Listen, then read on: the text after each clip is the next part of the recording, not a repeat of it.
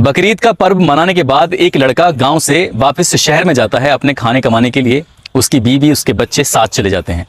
घर में रह जाती है एक बूढ़ी माँ।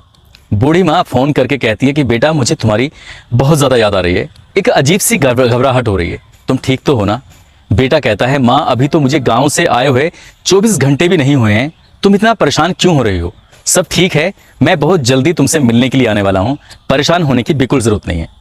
अभी इस फ़ोन को किए हुए 24 घंटे का समय भी नहीं हुआ था कि गांव से एक बहुत ही भयानक खबर मिलती है कि तुम्हारी माँ इस दुनिया में नहीं रही। ये बात तो ठीक है, तुम्हारी माँ इस दुनिया में नहीं रही, लेकिन जिस वजह से माँ की मौत होती है, जिस वजह से माँ जाती है, उसको सुनने के बाद शायद आपकी भी आंखें शर्म से झुक जाएंगी। आप भी सोचने पर मजबूर हो जाएंगे। आप भी सोचेंगे कि जहां हम रहते हैं उसी समाज में कुछ ऐसे लोग भी रहते हैं, शक्ल तो उनकी इंसानों से मिलती है लेकिन काम उनके जानवरों से भी ज़्यादा बदतर है। आज की कहानी वाकई आपको झकझोर सकती है, परेशान कर सकती है। आदाब, नमस्कार, सत श्री अकाल। मैं उस्मान सैफी। आज की जो सच्ची घटना मैं आपको सुनाने जा रहा हूं, ये सच्ची घटना है उत्तर प्रदेश का एक ज़िला है बिजनौर, और इसी ज़िला बिजनौर का एक नगीना देहात इलाका है और इसी इलाके का गाँव लगता है सत्तार वाला। दरअसल बात कर रहा हूँ 16 जुलाई 2022 की। 16 जुलाई 2022 की सुबह लगभग 7 बजे के आसपास एक महिला है एक गांव के अंदर, सत्तार वाला के अंदर, गांव के अंदर। वो महिला आज सुबह 7 बजे भी घर से उठी नहीं है, घर से कोई आहट नहीं आ रही है। आसपास के लोग जो हैं वो परेशान है उस महिला को लेकर, क्योंकि वो सुबह ही 5 बजे उठ जाती है, लोगों से बातचीत करती है, नमाज़ पढ़ती है, नमाज़ पढ़ने के बाद तस्बीह पढ़ते हुए अक्सर वो घर के बाहर आकर बैठ जाती है। लेकिन आज वो महिला दिखाई नहीं दे रही है और आसपास के लोगों को इसलिए भी चिंता होती है क्योंकि वो इस घर में अकेली रहती है। 4 बेटियां हैं, चारों की शादी हो चुकी है। एक बेटा है जो अपनी बीवी और बच्चों के साथ शहर में कमाने के लिए गया हुआ है, बाहर ही रहता है। अभी त्योहार पर इस घर में बड़ी चहलकदमी थी। एक महिला पड़ोस की जब झांक के अंदर देखती है तो वो महिला आंगन में पड़ी हुई थी, जिसका नाम हाजरा है, उम्र लगभग 65 साल के आसपास। जैसे ही हाजरा को वो आंगन में पड़ा हुआ देखती है, खून से लथपथ है और उसकी चीख निकल जाती है। उस महिला की चीखों की आवाज़ सुनने के बाद जो आसपास के घरों में लोग थे, आसपास के इलाके तक ये खबर फैल जाती है कि हाजरा का किसी ने कत्ल कर दिया है, उसे किसी ने मार दिया है। सबके सब यही पूछते हैं, यही एक दूसरे से बातचीत करते हैं, उस बूढ़ी औरत का क्या कसूर है, उस बूढ़ी औरत को किसने मारा है। ये मामला फिर इलाके की जो एसएसपी हैं वहाँ तक पहुँचती है। एसएसपी एक टीम गठित करते हैं और टीम मौके पर पहुँचती है। संबंधित थाने की पुलिस फोर्स भी पहुँच जाती है और मामले की जांच पड़ताल में जुट जाती है। फॉरेंसिक टीम हो, डॉग स्क्वाड हो या एफएसएल टीम हो, स्वाट टीम हो, कई टीमें थीं जो यहाँ पर जांच पड़ताल में जुट जाती हैं और ये पता करने के लिए कि आखिरकार इस महिला को कौन मार सकता है। कई घंटे बीत जाते हैं, लेकिन कई घंटे बीतने के बाद भी इस महिला की हत्या के संबंध में कोई सुराग नहीं लग रहा था। पुलिस वाले करें तो आखिरकार क्या करें। ये खबर जब पूरे गांव में आग की तरह फैलती है, सोशल मीडिया पर और अखबारों में ये खबर छपती है, तो कहीं ना कहीं पुलिस पर दबाव बढ़ने लगता है और इस महिला के मरने की खबर चारों बेटियों तक पहुंचती है और बेटे तक पहुंचती है। बेटा रोता हुआ बिलखता हुआ अपने गाँव आता है सत्तार वाला, और आने के बाद वही बात कहता है कि माँ ने मुझे फ़ोन करके कहा था कि एक घबराहट हो रही है, मुझे परेशानी हो रही है। घबराहट वो मेरे लिए कर रही थी, मुझे क्या पता था कि मेरी माँ अब इस दुनिया में नहीं रहेगी। वो पुलिस वालों से कहता है कि जो भी इस घटना के पीछे हत्यारे हैं उनको जल्द से जल्द गिरफ्तार किया जाए, क्योंकि वाकई एक बुजुर्ग महिला के साथ जो हुआ था या जिसकी उम्मीद थी उसको किसी ने सोचा भी नहीं था। दरअसल पुलिस अब जांच पड़ताल में जुट जाती है और आसपास के जितने भी लोग रहते हैं सभी से पूछताछ करती है। सुबह से शाम हो जाती है, लेकिन शाम होने के बाद भी पुलिस को कोई ऐसा सुराग नहीं लग रहा था जिसके आधार पर कह सकें कि आखिरकार इस बुजुर्ग महिला की किसने और क्यों हत्या की है। आखिरकार एक ऐसा व्यक्ति जो गांव के ही व्यक्ति था, उसने कहा कि साहब मुझे कुछ दाल में काला नजर आता है। अब बात दाल में काला नजर होने की वाली बात थी, तो पुलिस वाले यानी कि एसपी देहात रामर्ज कहते हैं कि तुम्हें दाल में काला नजर आ रहा है, क्या बात है। तो कहता है कि साहब मेरा नाम तो सामने नहीं आना चाहिए, लेकिन मुझे ऐसा लगता है कि घर में ही किसी ने इस महिला की हत्या की है। अब घर में 4 बेटियां हैं, एक बेटा है, बेटा बाहर रहता है, बेटे की फ़ोन की लोकेशन भी बाहर की पाई जाती है, लेकिन क्यों बेटा अपनी माँ को मारेगा ये भी एक सवाल था, या बेटियां अपनी माँ को क्यों मारेंगी ये भी एक सवाल था, और आसपास के लोग इस बुढ़िया को क्यों मारेंगे ये भी एक सवाल था। घर का सामान जैसा था वैसे का वैसे ही रखा हुआ था, घर में किसी ने भी किसी सामान को हाथ लगाने की कोशिश नहीं की, लेकिन बुढ़िया के कुछ कपड़े थे जो तन से जुदा थे या फटे हुए थे या उनको किसी ने फाड़ने की कोशिश की थी, ऐसा जरूर महसूस हो रहा था। लेकिन इस बूढ़ी औरत के साथ कौन ऐसा गंदा घिनौना काम करेगा। जब वही मुखबिर पुलिस को बताता है तो वो कहता है कि साहब पूरा गांव इस बूढ़ी औरत के मरने को लेकर परेशान है, लेकिन इसी का जो सगा भतीजा है जिसका नाम वाजिद है, जिसकी उम्र लगभग 14 साल के आसपास है, पूरा गांव इस घर में जमा है। कोई दफन का इंतजाम कर रहा है, तो कुछ एक दूसरे से दुख तकलीफ बांट रहे हैं। और वो ट्रैक्टर लेकर अपना खेत की तरफ जाता है, खेत पर जुताई करने के लिए। कुछ तो दाल में काला है। जब ये बात एसपी देहात राम अर्च को पता चलती है, तो टीम उस लड़के के पास भेजती है जिसका नाम होता है वाजिद, जिसकी उम्र लगभग 24 साल के आसपास। हट्टा कट्टा एक लड़का। जब उसे पुलिस अपने हिरासत में लेती है, पकड़ में लेती है, उससे बातचीत करने की कोशिश करती है, तो वो इधर उधर की बातें करने लगता है। लेकिन जब पुलिस उससे अपने तरीके से सख्ती से पूछती है, तो वो वाकई चौंकाने वाली बात करता है। और ऐसी बात जिसको सुनकर शायद किसी के भी रोंगटे खड़े हो सकते हैं। दरअसल 15 जुलाई की रात 2 बजे के आसपास ये लड़का ये हल्का फुल्का नशा करता है, कभी सूखा नशा तो कभी शराब का नशा, ऐसे ही नशा करता है। और ये अपनी छत पर सोया हुआ था। ये बताता है कि साहब, मेरी बीवी 6 महीने पहले नाराज होकर अपने मायके चली गई थी, 6 महीने से लौटकर वापस नहीं आई है। मुझे रात में यौन संबंध बनाने की तलब उत्पन्न हुई। तब मुझे आसपास में याद आया कि इसकी सगी चाची घर में अकेली रहती है। लड़के की उम्र 24 साल और उस बूढ़ी औरत की उम्र लगभग 65 साल के आसपास। उस लड़के ने दीवार कूदता हुआ वो अपनी चाची के आंगन में पहुंचता है और वहां जाकर अपनी चाची को बुरी नीयत से दबोच लेता है। चाची की जब एकदम हड़बड़ाहट में आंख खुलती है, तो वो जब शोर मचाने की कोशिश करती हैं, तो उसका वो मुंह दबा लेता है। और इसी बात पर वो पूछती हैं या कोशिश करती हैं जानने की, तुम कौन हो और तुम क्या चाहते हो, क्या करना चाहते हो।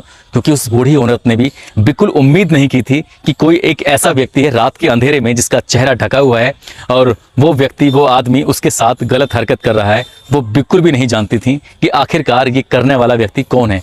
उस लड़के ने उस बूढ़ी औरत के साथ उसके कपड़ों को नोचने की कोशिश की, उसके साथ रेप करने की जब कोशिश कर रहा है, तब इस बीच में उस लड़के का हाथ उस बूढ़ी औरत के मुंह से हट जाता है। और बूढ़ी औरत की जब चीख निकलने ही वाली थी कि वो एक बार फिर से मुंह दबा लेता है। और यहाँ से भागने की जब कोशिश कर रहा है, जाने की कोशिश कर रहा है, तभी जाते जाते वो बूढ़ी औरत आवाज़ लगाती है, वाजिद, तुम वाजिद हो ना। जब ये बात वाजिद कहते हुए उसे आवाज़ लगाती है, बेटा वाजिद मेरी बात तो सुनो। तो वो लड़का घबरा जाता है, वापस लौट कर आता है। इससे पहले कि जब उस बूढ़ी औरत को चीखने का, चिल्लाने का एक अवसर मिला था, तो उसने चीख कर नहीं, बड़े प्यार से कहा था, बेटा वाजिद तुम ही थे ना। बस इतना कहते ही उसे पता था कि घर के अंदर कौन सा सामान किस जगह रखा हुआ है और कहाँ नहीं रखा हुआ है। सीधा वह दौड़ता हुआ जाता है जहाँ पर धारदार हथियार या कि चाकू रखा हुआ था, और चाकू से अपनी ही चाची का गला रेत देता है। और जैसे ही गला रेतता है, उस बूढ़ी औरत की जो चीखें थी हमेशा हमेशा के लिए बंद हो जाती हैं। लेकिन उसने कपड़े पकड़कर उस लड़के के छीना झपटी करने की कोशिश की थी, गले दबा होते हुए भी उसको मारने की कोशिश की थी। उसके बाद भी जो कुछ अपने हाथों पर जो खून के धब्बे थे वो उसकी शर्ट पर लग जाते हैं, और शर्ट पर लगने के बाद यही छीना झपटी में कुछ सर के जो बाल थे उसकी गले में जो चैन पड़ी हुई थी उसके अंदर फंस जाते हैं। और वो लड़का ये सोच कर कि भाग जाता है कि शायद उसे ना किसी ने देखा है और ना ही इस बूढ़ी औरत की चीखें किसी ने सुनी है। लेकिन क्राइम को करने वाला कितने ही शातिर तरीके से उसे क्यों ना कर ले, लेकिन वो गलती करता है। और गलती यही कर रहा था, उसे लग रहा था कि पूरा गांव इस मैयत में, इस मौत में, इस लाश के साथ बिजी है, और वो यहाँ से दूर अपने खेतों की तरफ चला जाएगा तो कोई उस पर शक नहीं करेगा। और शायद शक की यही वजह बनती है। जब उससे पुलिस पूछताछ कर रही थी, तो उस शर्ट जो रात में उसने पहनी हुई थी उसके कपड़े उतरवाए जाते हैं।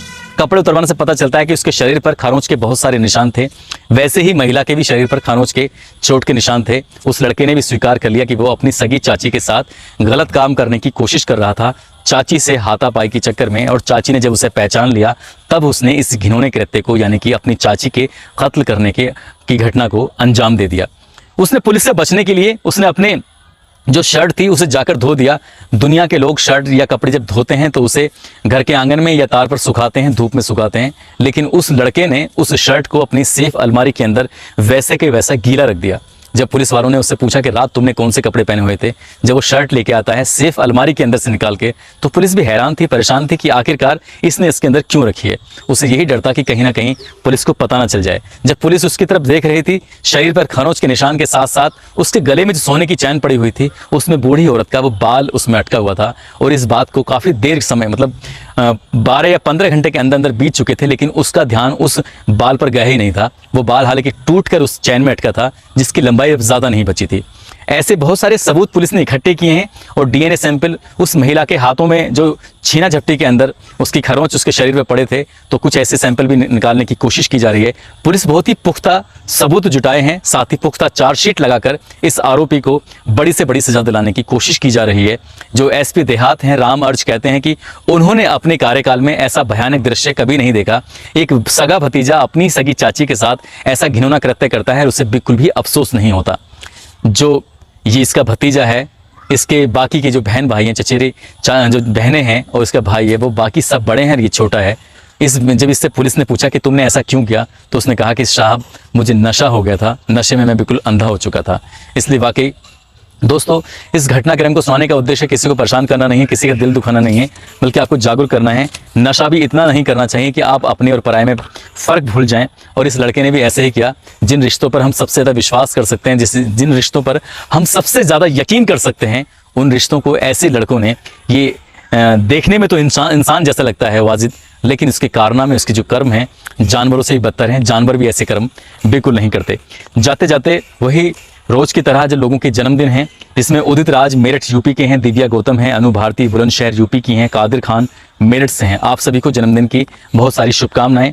ट्विटर पर सोनाली संतोष देवी हैं जो मुंबई महाराष्ट्र से हैं। इन्होंने ट्विटर पर मुझे ट्वीट किया था और कहा था कि आप मेरा नाम नहीं ले रहे हैं। कई बार नाम इसलिए नहीं ले पाते क्योंकि कमेंट पर नज़र नहीं पहुंच पाती है, इसके लिए आप नाराज़ मत होइए, इसके लिए मैं आपसे माफ़ी चाहूँगा।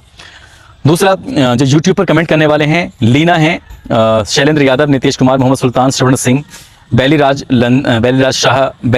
शाह लंदन से हैं, रोहतास नेहरा, राजवीर सिंह, संजू जंक्शन, और अनु वर्मा, सरफुद्दीन खान, वैशाली कश्यप, सलीम खान, कासिम अली राजस्थान से, नारायण दत्त, सुनील लोधी, मोतीलाल प्रजापति, अनूप सिंह, अजीत सिंह, आरती सिंह, राजू, रंजन यादव, ओमकार सिंह, राजनाथ सिंह, पुखराज सिंह, रिया मलिक, अंकुश गौतम खुर्जा, मोहम्मद सादिक, मोहम्मद शाहिद माधोपुर, लोकेंद्र चौधरी, ये यूट्यूब पर कमेंट करने वाले थे जिन्होंने नाम लेने की अपील की थी। और फेसबुक पर गौरव यादव, विसोली बदायूं उत्तर प्रदेश, धीरज पांडे, आशीष सिंह, जगदीप प्रसाद बहादुर राजस्थान, शहजाद भाटी सिकंदराबाद यूपी, के राजपूत, फैजान बाबू यूपी, सावित्री वाला नादी, विजय सिंह रामपुर, राकेश कुमार थापन, दिनेश रघुवंशी बुलंदशहर, अनवरुल हुसैन, शीश राम एटा यूपी, आरडी सिंह नोएडा, अरुण प्रभापंत लखनऊ, नरेश माहुर हापुड़, ठाकुर प्रदीप राघव, लक्ष्मण कुमार आजमगढ़, शैलेंद्र प्रताप सिंह कानपुर, अवधेश सिंह आगरा, रामकेश मीणा दोसा, सोमनाथ इंडियन नेवी से हैं ये, बरबकर सुभाष शर्मा अलीगढ़ से हैं, अकबर अब्बासी मुजफ्फरनगर से, हेमंत चौधरी, प्रेम कुशवाहा गोंडा, जसवंत सिंह रावत, मोहम्मद कैफ खान बरेली। आप सभी का दिल की गहराइयों से शुक्रिया, बहुत बहुत धन्यवाद। आप अपना ख्याल रखें, सुरक्षित रहें। जय हिंद, जय भारत।